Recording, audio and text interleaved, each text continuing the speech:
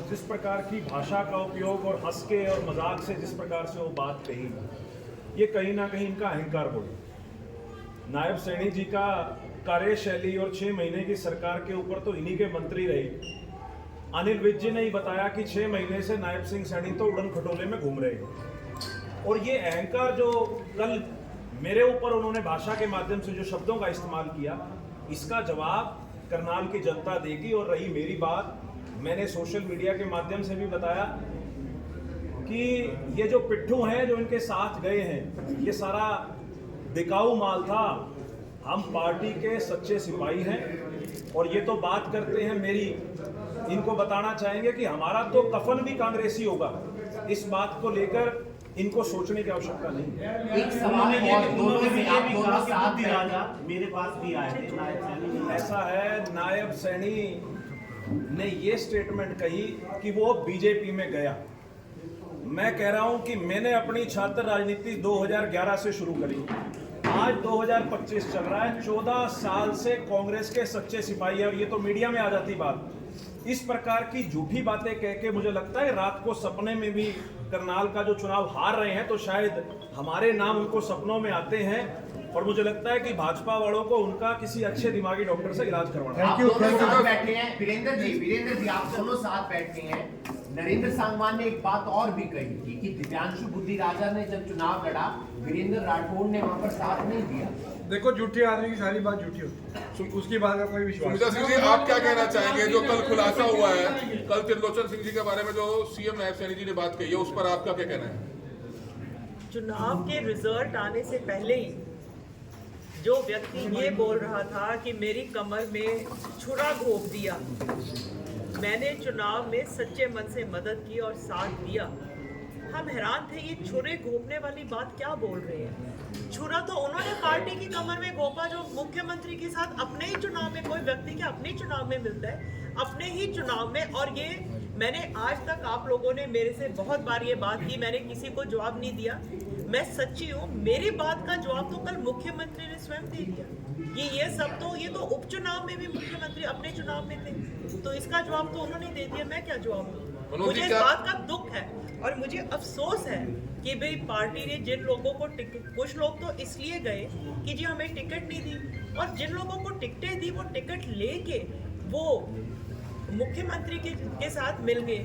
तो मुझे इस बात का दुख है, मुझे इस बात की कोई खुशी नहीं है, ना मुझे इस बात पे हंसी आती, मुझे इस बात पे दुख है कि जिस पार्टी, हमारे पार्टी ने, कांग्रेस पार्टी ने जिस व्यक्ति को टिकट दी वो अपने चुनाव में ही ऑपोजिशन के साथ मिल गए। अफसोस की बात है। कल के घटनाक्रम पे आप कुछ कहना चाहेंगे? सारा खुलासा तो कर ही दिया जो हमारे जो नेता हैं। तो सुन के हंसी आई थी कल जो सीएम साहब हंस रहे थे? हंसी नहीं आई थी, हंसी भी आई थी, दुख भी हुआ था कि भाई एक व्यक्ति अपनी पीठ के अंदर पार्टी, अपने साथ साथ अपनी पार्टी की भी पीठ में छुरा घोंपने का काम कर रहा है। और आरोप वो कभी किसी के ऊपर लगा रहे हैं, कभी किसी के ऊपर लगा रहे हैं। बात तो अब सामने आ रही है ना, जो आपने देखा कि बातें उड़ी थी कि उनको इतने करोड़ रुपए मिले हैं, इसका मतलब ये तो सच होगी बातें। तो नायब सैनी जी ने कल अपने बयान में जो उन्होंने स्टेटमेंट दी है वहाँ पे खड़े होके, तो ये तो खुद ही अपने आप फंस गए हैं। ये तो अपने आप को ही इन्होंने बेच दिया, साथ में पार्टी को बेचने का काम। चुनाव में टक्कर देख रहे हैं, सामने रेणु बाला गुप्ता जी हैं, 2 बार की मेयर हैं। देखिए, वैसे तो मेरे जो बीजेपी के मित्र हैं, जिस रेणु बाला गुप्ता पूर्व मेयर ने सरेआम बीजेपी की मुखालफत की, मुझे तो ये नहीं समझ आ रही कि बीजेपी ने उनको टिकट कैसे दी। मुझे ना अक्षय कुमार की एक फिल्म याद आ गई है, उसमें ना एक डायलॉग था, आधा तेरा आधा मेरा। समझ गए होंगे आप? समझ गए होंगे नहीं? कौन सी फिल्म थी? एक्चुअल में बीजेपी को कोई और दूसरा ऐसा आदमी फंसा नहीं जो लूट लूट के आधा उनको देता और आधा आप रखता, ठीक है ना। इसलिए वो डायलॉग आपको बता रहा हूं कि आधा तेरा आधा मेरा। सच में बीजेपी को एक ना जो मेयर चाहिए थी, कठपुतली मेयर चाहिए थी, ताकि वो पैसा कमा कमा के जो बड़े बड़े इन्होंने आलीशान जो इतने बड़े बड़े ऑफिस बनाए हैं आपने, ताकि उनको भर सके वो।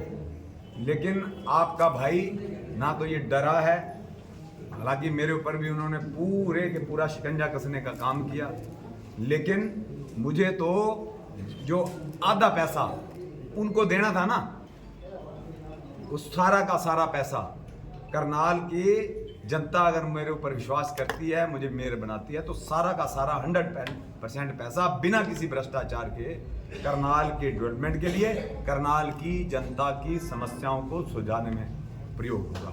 2 दिन चुनावी प्रचार के चलते लगे हैं आपको?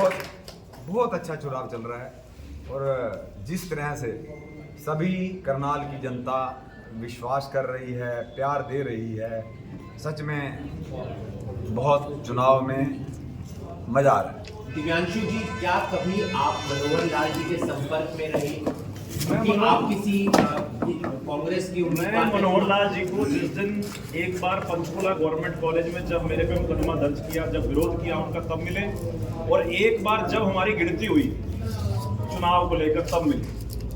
मेरी उसके अलावा उनसे कोई मुलाकात नहीं हुई, और उस दिन मुलाकात में भी उनको ये बात कही कि खट्टर साहब, इस चुनाव में शायद थोड़ा कम टाइम मिला, अगर 10 एक दिन और मिल जाते हैं, मैं कहा चाचा जी आपको पानी पिला देता। ये मेरी स्टेटमेंट है। क्या विधानसभा